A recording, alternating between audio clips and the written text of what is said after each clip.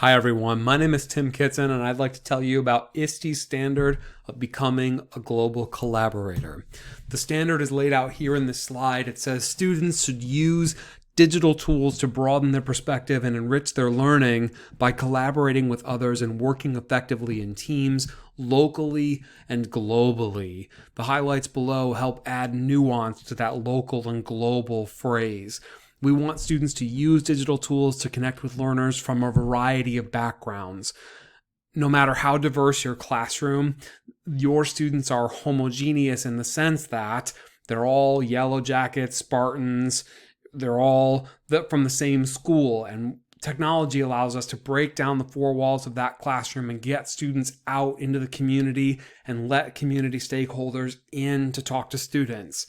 We can use collaborative technologies to work effectively toward a common goal, toward bringing about positive changes, toward making the world a better place, and using collaborative technologies to work with others to investigate solutions. That is the best possible outcome for global collaboration in K-12 classrooms and in university classrooms.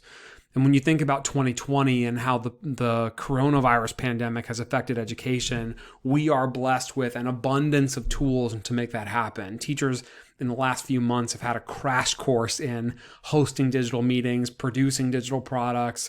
We're learning what the new phase of education will be like from this small variety of tools. In thinking about how the internet could be used to embrace global collaboration, I just came up with a quick list of ideas I had for classrooms with no specific curriculum tied to it, just making a class website about solutions to a local problem, inviting guest speakers into your classroom through Zoom or Google Meet. I've had great success with that personally. Partnering with a sister school or sister class in another part of the world to learn about a culture. The possibilities are endless with global collaboration tools like Zoom, Google Meet, YouTube, etc. One bit of research led me to this story of a teacher who wanted to show her students the power of the internet's reach. She took this picture that said, please share this to show my students the power of social media. This is Michelle Van Bibber in 2015. And in a matter of a few weeks and maybe a month or so, that picture had 351,000 shares on social media. It had 217,649 comments and 47,000 likes.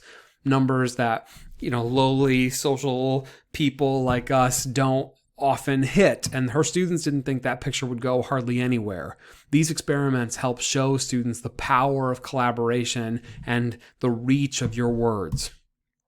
Truthfully, pedagogical research is really clear that students need an authentic audience.